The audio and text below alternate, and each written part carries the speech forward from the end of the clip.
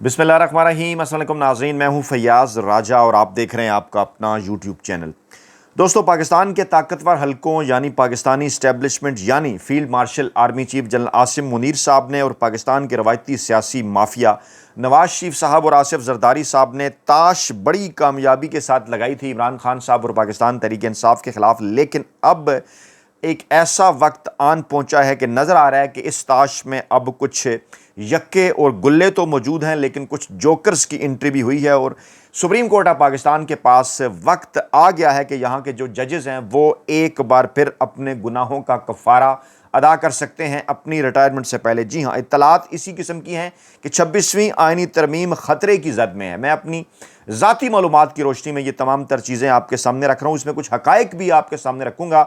समझना होगा आपको कि इस वक्त आइनी बेंच के अंदर कितने लोग हैं, कितने जजेस हैं, उनकी डेट ऑफ रिटायरमेंट क्या है, उनमें से कितने ऐसे हैं जो अगले मुतवक्को चीफ जस्टिस के उम्मीदवार हो सकते हैं। ये तमाम तर चीज़ें अहम किरदार अदा करेंगी, क्योंकि जब ये ताश सजाई गई थी तो मकसद इमरान खान साहब और पाकिस्तान तहरीक इंसाफ को दीवार के साथ लगाना था। जो आखिरी काम लेना था वो लिया जा चुका। आज इलेक्शन कमीशन ने सुन्नी इत्तेहाद कौंसिल पाकिस्तान तहरीक इंसाफ के तमाम तर उम्मीदवारों को आज़ाद करार दे दिया है, जिसका असर डेफिनेटली केपी के जो आगे चलकर वज़ीर आला केपी के का इलेक्शन है उसके ऊपर भी असर पड़ने जा रहा है। और काजी फ़ाइज़ ईसा से जो उन्होंने काम लेना था वो उन्होंने लिया। जो काम रह गया था वो अब फिर बाकी बच जाने वाले इन जजेस से आइनी बेंच से लिया। और तफसीली फैसला आने के बाद इलेक्शन कमीशन ने बड़ी फुर्तियाँ दिखाई मखसूस नशिस्तों के केस के हवाले से, और PTI से बाकी की नशिस्तें भी छीन ली गई। लेकिन अभी भी लेकिन गार के आखिरी सिरे पर रोशनी की एक किरण है, क्योंकि हक और सच हमेशा गालिब आकर रहता है झूठ से। क्या मामला है, तमाम जजेस के हवाले से तफसीलात आपके सामने रखने से पहले मैं आज की जो समात है ना उसके जो रिमार्क्स हैं वो बड़े इंटरेस्टिंग हैं। आपको नज़र आ जाएगा कि होने क्या जा रहा है। और क्योंकि पाकिस्तान में हमेशा से ये ऐसा होता है, मैं एक जुमला अक्सर बोलता हूँ कि 900 चूहे खा के बिल्ली हज को चली। और बड़ा आसान होता है हमारे मुल्क के अंदर इस बात को जो है उस बात को प्रियम्प्ट करना, इस बात का जायज़ा लेना कि अब कौन सा जज जो है वो क्या मौक़िफ़ इख्तियार करने जा रहा है जूं जूं उसकी रिटायरमेंट की तारीख नज़दीक आ रही है। चंद दिन पहले मैं सुन रहा था हमारे दोस्त जो है वो सदीक जान साहब अपने एक वीलाग में कह रहे थे जमाल खान मंदोखेल साहब और कुछ दीगर लोगों के मुतल्लिक, जिसमें मुसर्रत हलाली भी हैं कि कुछ फ़ैसले उन्होंने ठीक भी दिए, बाद में इसकी वजह क्या है। हालांकि मंदोखेल साहब हों या हसन अज़हर रिजवी साहब हों या मुसर्रत हलाली साहिबा हों, इन तमाम तर ने काजी फ़ाइज़ ईसा साहब के कहने के ऊपर, पाकिस्तान के ताकतवर हलकों के कहनों के ऊपर, रवायती इस्टेब्लिशमेंट के कहने के ऊपर इमरान खान साहब के खिलाफ वो तमाम तर फैसले दिए, जिसकी वजह से ना सिर्फ इन्हें यहाँ तक पहुँचाया गया बल्कि इमरान खान साहब को भी दीवार से लगाया गया। लेकिन अब ताश दोबारा से लगाई जा रही है। रिमार्क्स पहले सुन लीजिए, फिर मैं आपके सामने डेट्स के साथ आता हूँ। क्या हुआ जनाब, सुप्रीम कोर्ट में 26वीं आइनी तरमीम के खिलाफ दरखास्तों पर जो समात है वो पीर तक मुलतवी कर दी गई। जस्टिस मुसर्रत हलाली ने रिमार्क्स दिए कि 26वीं तरमीम के बाद मुकर्रर होने वाले जजेस को बेंच का हिस्सा नहीं होना चाहिए। अब जरा देखते जाएं कि ये मौक़िफ़ क्यों इस तरह से अब बदल रहा है। मुसर्रत हलाली साहब ने तो बड़ा जनाब काजी फ़ाइज़ ईसा के साथ मिलकर पाकिस्तान तहरीक इंसाफ को, पाकिस्तान के आइन और कानून को और जमहूरियत को नुकसान पहुंचाया। लेकिन अब वो कह रही हैं कि 26वीं तरमीम के बाद मुकर्रर होने वाले जजेस को बेंच का हिस्सा नहीं होना चाहिए। इसकी वजह मैं आपको बताऊंगा। जस्टिस जमाल मंदोखेल ने सवाल किया कि क्या नए जजेस किसी और मुल्क से लाकर लगाए गए हैं। अच्छा, अब ये लीडिंग क्वेश्चन था, ये ना समझा जाए कि वो मुसर्रत हलाली के खिलाफ है। इसकी वजह मैं आपको बताता हूं। अमीनुद्दीन खान की सरबराही में 8 रुकनी बेंच है जनाब 26वीं तरमीम की समात कर रहा है। मैं उनका नाम आपके सामने रख देता हूं। Justice Aminuddin Khan, justice Jamal Khan Mandokhel, justice Mohammad Ali Mazhar. अच्छा, ये बड़े इंपॉर्टेंट बंदे हैं जस्टिस मोहम्मद अली मजहर। इनके रिमार्क्स इसलिए आ जाए ना कि हमारे पास तो इख्तियार ही नहीं है कि 26वीं आइनी तरमीम के बाद हम किसी किस्म का कोई फुल कोड बनाएं। ये बात क्यों कर रहे हैं इसकी वजह भी मैं आपको बताता हूं। फिर इसके अंदर जस्टिस आयशा मलिक हैं, उनके ऊपर कोई दो राय नहीं। इस बेंच के अंदर भी हैं, माजी के आप उनके फैसले उठाकर देख लें, कमाल आइन और कानून के साथ जुड़ी रही वो। जस्टिस हसन अज़हर रिजवी, ये किस तरह से एक मखसूस मामले के ऊपर बदले थे, आप इसका बैकग्राउंड जानते हैं। पहले क्या हुआ था, मखसूस नशिस्तों का मामला हो या काजी फ़ाइज़ ईसा का, ये अब क्या किस तरफ को जाएंगे ये भी मैं आपको बताता हूँ। जस्टिस मुसर्रत हलाली हैं इसके अंदर, जस्टिस नईम अख्तर अफ़गान है, जस्टिस शाहिद बलाल हसन है। अच्छा, वकील जो थे मुनीर मलिक, ज़बरदस्त वकील, उन्होंने तश्कील से मुतल्लिक दलाइल मुकम्मल किए और अब वकील आबिद ज़ुबैरी साहब ने दलाइल का आगाज़ किया है। बलूचिस्तान बार कौंसिल के वकील हैं मुनीर मलिक। उन्होंने कहा जनाब कि 26वीं आईनी तरमीम की दरखास्तों पर समाअत के लिए फुल कोर्ट तश्कील देने के हवाले से मैं जो हामिद खान के दलाइल को मैं तमाम के तमाम को अपना रहा हूँ और मैं मज़ीद अब अपने दलाइल दूंगा। जस्टिस जमाल मंदोखेल ने पूछा कि क्या फुल कोर्ट या लार्जर बेंच बनाने के लिए मौजूदा बेंच पाबंद है या महज ये एक दरखास्त है। अच्छा, अब जस्टिस जमाल खान मंदोखेल बड़े लीडिंग क्वेश्चन मामलात को उस तरफ को ले जा रहे हैं। आगे जाके आपको चीज़ें समझ आएंगी कि क्यों मंदोखेल साहब अब जो कि काजी फैज़ा के साथ अलाइन थे, अब हमारे दोस्त सदीक जान भी उनकी तारीफ़ कर रहे हैं और इसकी वजह क्या है कि जनाब मंदोखेल साहब बदल रहे हैं। मैं आपको आगे चल के बताता हूँ। मुनीर मलिक ने मौक़िफ़ अपनाया, फुल कोर्ट के लिए मौजूदा बेंच की जानिब से डायरेक्शन दिए जाने की इस्तदा है। हम ये इस्तदा कर रहे हैं, हमारी ये दरख्वास्त ये कि आप बनाएं। सुप्रीम कोर्ट के अंदर आईनी बेंच कायम है, उसी के अंदर कंस्टिट्यूट किया गया ना, उसी का एक ढांचा है, उसी का एक निज़ाम है। सुप्रीम कोर्ट का हर जज पूरी सुप्रीम कोर्ट है और क्योंकि इस तरमीम के अंदर उसकी तारीफ ही नहीं बदली गई। सुप्रीम कोर्ट के तमाम जजेस पर मबनी बेंच दरखास्तों पर समाअत करे। जस्टिस मोहम्मद अली मज़हर ने इस्तफसार किया कि हमारे पास फुल कोर्ट की तश्कील हुक्म देने का इख्तियार है।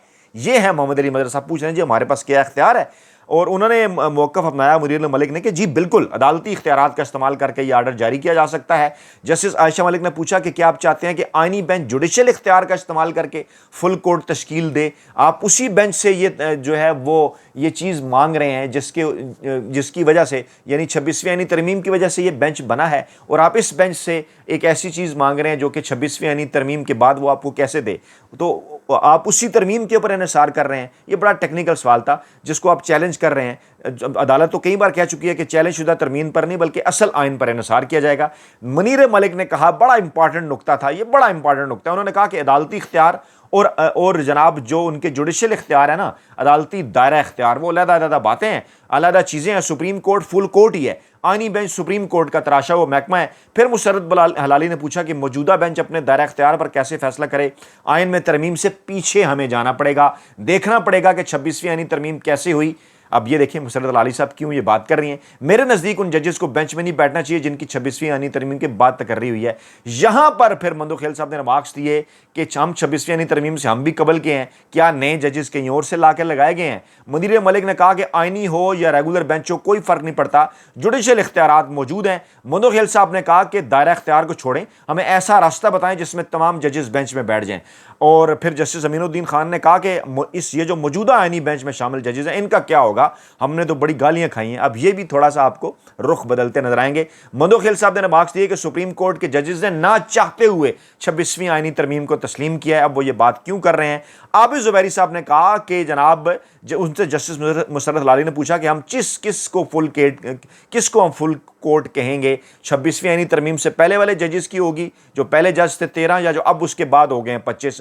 वकील आबिद ज़ुबैरी ने कहा कि अदालत प्रैक्टिस एंड प्रोसीजर कमेटी को अहकामात जारी करेगी, चीफ जस्टिस को नहीं करेगी। अदालत ने फिर पूछा कि तरमीम से पहले वाला फुल कोर्ट या तरमीम के बाद वाला। आबिद ज़ुबैरी ने कहा कि तरमीम के वक्त जो फुल कोर्ट मौजूद था, तरमीम से पहले वाला फुल कोर्ट। ये बड़ा इंपॉर्टेंट नुकता है, यानी ये जो जजेस हैं उसके अंदर ना बैठें जो कि तरमीम से बाद में आए हैं। और वो फिर कौन कौन से हैं मैं बताता हूँ। खामोशी भी उनकी जानिब से रही। अब जनाब दरखास्तों पर समाअत 13 अक्टूबर तक मुलतवी है, अभी कुछ दिन है। और सुप्रीम कोर्ट के साबिक 6 सदूर के वकील आबिद ज़ुबैरी आइंदा समाअत पर दलाइल जारी रखेंगे। अब जरा समझिए, पहले मैं आपके सामने रिटायरमेंट डेट रखने जा रहा हूँ जनाब यहिया फरीदी साहब की, वो है 25 अक्टूबर 2027। इसको लिख लें, नोट कर लें, मामला है बड़ा दिलचस्प ताकि आप सूरत हाल समझ सकें। 25 अक्टूबर 2027 तक, यानी जब तक ये चीफ जस्टिस हैं यहिया फरीदी साहब, जो कि गैर आईनी गैर कानूनी तरीके से 26वीं आईनी तरमीम के तहत ही बने हैं, बेनिफिशरी हैं सिस्टम के, वो अगर रहेंगे 25 अक्टूबर 2027 तक, तो उस वक्त तक कौन से लोग रिटायर हो जाएंगे। जस्टिस अमीनुद्दीन खान 30 नवंबर 25, यानी 1.5 माह रह गया है, ये अभी रिटायर होने जा रहे हैं 30 नवंबर 25 को। मंदोखेल साहब 11 नवंबर 26, ठीक है जी। अतर मिनल्ला 29 दिसंबर 26, वो खैर उनका भी जिक्र नहीं है, इसलिए वो आजकल आपको बड़े आईनी कानूनी जमहूरी भी नजर आएंगे डेफिनेटली, क्योंकि वो 29 दिसंबर 26 को जा रहे हैं। हालांकि आप याद कीजिए कि जब इमरान खान साहब ने इलेक्शन और जब पाकिस्तान इलेक्शन की जानिब बढ़ रहा था पंजाब केपी, तो अतर मिनल्ला साहब उस वक्त काजी फैज़ साहब के साथ खड़े थे। अच्छा, फिर हसन अजहर रिजवी साहब हैं, 1 फरवरी 27 को वो रिटायर हो जाएंगे। मुसर्रत हलाली साहबा हैं, 17 अगस्त 26 को रिटायर हो जाएंगी।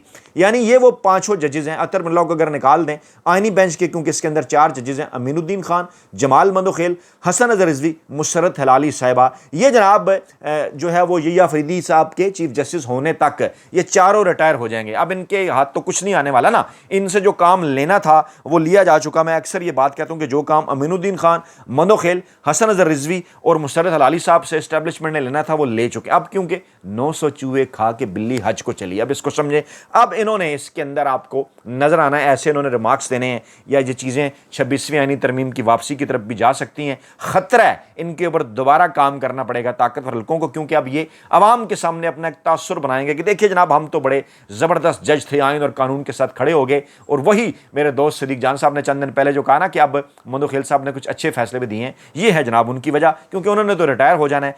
अब मोहम्मद अली मजहर साहब क्यों कोशिश करेंगे कि 26वीं आईनी तरमीम कायम रहे, और उनके क्यों ऐसे रिमार्क्स हैं कि हम कैसे ये तश्कील दे सकते हैं, उसकी वजह भी मैं आपको रख देता हूं। वजह बड़ी सादा और सिंपल है। पाकिस्तान में चीजें अगर हकायक के साथ लेकर चले ना, तो ये जो हमारे बेचारे जज साहिबान हैं जिन्होंने हमेशा से ताकतवर हल्कों के गोद के अंदर बैठकर उनकी मर्जी के फैसले दिए हैं, इनको प्रीएम्प्ट करना कि माजी में ये क्या करते रहे, उसकी रोशनी में आप एआई से जाके पूछ लें, वो आपको बता देगा कि जनाब ये आगे चल के कौन सा जो है वो फैसला करना है। अच्छा, अब जब चीफ जस्टिस साहब की अपॉइंटमेंट होनी है अगले की, यानी जब रिटायर होंगे ना यहिया अफरीदी साहब 25 अक्टूबर 2027 को, तो उस वक्त 3 कंटेंडर होंगे। अब इसको समझिए, लोग कह रहे थे मंसूर अली शाह साहब ने रिजाइन क्यों नहीं किया, मुनीब अख्तर ने रिजाइन क्यों नहीं किया, उन्होंने समझदारी का मुजाहरा किया है। कैसे, मैं आपको बताता हूं, क्योंकि अभी भी उनके पास कुछ वक्त है। उन्हें सुपरसीड करके यहिया अफरीदी साहब को बना दिया गया था ना, इनके पास वक्त है। जब यहिया अफरीदी साहब रिटायर होंगे ना 25 अक्टूबर 2027 को, उस दिन को कौन कौन सीनियर होंगे, 1 2 3। मंसूर अली शाह साहब, उन्होंने 27 नवंबर 2027 को रिटायर होना है, यानी उनके पास अभी भी कुछ दिन मौजूद होंगे। अक्टूबर के 5 और सितंबर और नवंबर के 27, 30, 32 दिन उनके पास मौजूद होंगे। वो चीफ जस्टिस बन सकते हैं इतने दिनों के लिए। लेकिन उनको क्यों बनाएंगे ये हुकूमत मंसूर अली शाह साहब को? एक तो वो कहेंगे ये तो है 30 दिन के लिए हैं, फिर मंसूर अली शाह साहब के तमाम तरह फैसले बाकियों को अगर छोड़ दें, आजकल तो आइन और कानून के मुताबिक है ना मखसूस नशिस्तें, बाकी सारे पीटीआई के हवाले से, आइन के हवाले से, इनको क्यों बनाएंगे? दूसरे कंटेंडर फिर मुनीब अख्तर साहब, 13 दिसंबर 2028 तक इनकी रिटायरमेंट, ये दूसरे नंबर पे उस वक्त होंगे सीनियर जब जाएंगे ये या अफरीदी साहब, ये दूसरे कंटेंडर होंगे, दूसरे कंटेस्टेंट होंगे। इन्हें हुकूमत क्यों बनाएगी? नहीं बना सकती। पहले भी तो ये थे ना, पहले भी मंसूर शाह, मुनीब अख्तर और यहिया अफरीदी थे ना, तो जब पहले इन दोनों को नहीं बनाया तो अब क्यों बनाएंगे? मुनीब अख्तर साहब को भी नहीं बनाएंगे, वो भी आइन और कानून के मुताबिक फैसले कर रहे हैं। तीसरा कंटेंडर कौन होगा? जस्टिस मोहम्मद अली मजहर। अब आज का रिमार्क्स आप उनके सुन लें। हमारे पास तो इख्तियार ही नहीं है कि 26वीं यानी तरमीम को हम रिवर्स करें। हम उसे कैसे कर सकते हैं रिवर्स, कैसे बेंच बना सकते हैं? ये मोहम्मद अली मजहर साहब के रिमार्क्स हैं। मोहम्मद अली मजहर साहब अगले चीफ जस्टिस के तीसरे कंटेंडर होंगे। 4 अक्टूबर 2029 इनकी रिटायरमेंट की डेट है, और जब 25 अक्टूबर 27 को यहिया अफरीदी साहब रिटायर होंगे तो अगले 2 साल के लिए ये चीफ जस्टिस बन सकते हैं। उसी दौरान इस पार्लियामान की मुद्दत भी पूरी हो रही होगी अगर ये 2029 तक चलती है। तो ये तो बड़े खास बंदे हैं मोहम्मद अली मजहर साहब, ये क्यों नहीं इस किस्म के रिमार्क्स देंगे? जरा समझिए ना, बात खुली कि नहीं, ये क्यों इस किस्म के रिमार्क्स नहीं देंगे? मैं आज आपको लिख के दे देता हूं कि हालात अगर ऐसे ही रहते हैं, इन्होंने अगर यही काम करना है, कोई बहुत बड़ी अनहोनी नहीं होती, तो मोहम्मद अली मजहर साहब, यहिया अफरीदी साहब के बाद अगले चीफ जस्टिस हैं पाकिस्तान के, तो ये तो फिर वही कुछ करेंगे जो ताकतवर चाहते हैं ताकि इनकी सीट पक्की रहे। अब जनाब यहां तक आप समझ चुके हैं मामले को।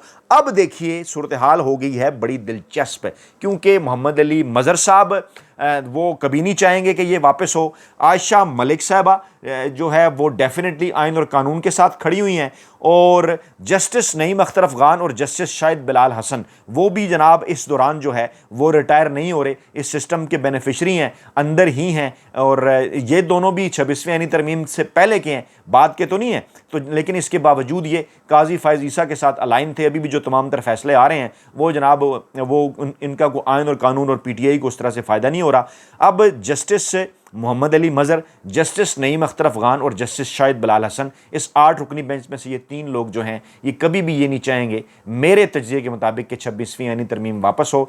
और दूसरी तरफ क्यों रह गए? जमाल खान मंदोखेल साहब ये वापस हो सकते हैं, यू टर्न ले सकते हैं अच्छे अच्छे फैसलों वाला, और हसन अजहर रिजवी साहब और जस्टिस मुशर्रत हलाली साहब, क्योंकि ये तीनों रिटायर हो रहे हैं। हसन अजहर रिजवी भी 1 फरवरी 27 को जा रहे हैं, मुशर्रत हलाली भी 17 अगस्त 26 को जा रही हैं, और जनाब जो अपना है ना जस्टिस जमाल मदोखेल साहब, वो भी 11 नवंबर 26 को जा रहे हैं, यानी वो ना तो अगले चीफ जस्टिस बन सकते हैं, अब उन्होंने 900 चूहे खा के बिल्ली हज को चली वाला मुहावरा उसके ऊपर अमल करना है। तो ये तीनों तो जनाब जाएंगे इसके खिलाफ, आयशा मलिक भी जाएंगी खिलाफ। तो जनाब 26 यानी कि फुल कोर्ट की तरफ ये चारों जा सकते हैं, 26वीं यानी तरमीम खतरे में आ सकती है। अब ये चारों जब खिलाफ जा सकते हैं, 3 जनाब जो है वो 26वीं तरमीम के खिलाफ नहीं जा सकते, नईम अख्तर अफगान, मोहम्मद अली मजहर और जस्टिस शाहिद बलाल हसन, तो फिर बड़े इंपॉर्टेंट हो गए हैं जस्टिस अमीनुद्दीन खान, जिन्होंने पास सिर्फ 1 महीना है। अगर उन्होंने आगे चलकर, वो कहते हैं ना कि आखिरत और सारी चीज़ें, वो कहते हैं ना जाते जाते तो पाकिस्तान के अंदर ये तस्वर है ना 900 चूहे खा के बिल्ली हज को चली, तो जस्टिस अमीनुद्दीन खान साहब जो कि कह रहे हैं हमने मजबूरी के आलम में माना है और हम क्या करें,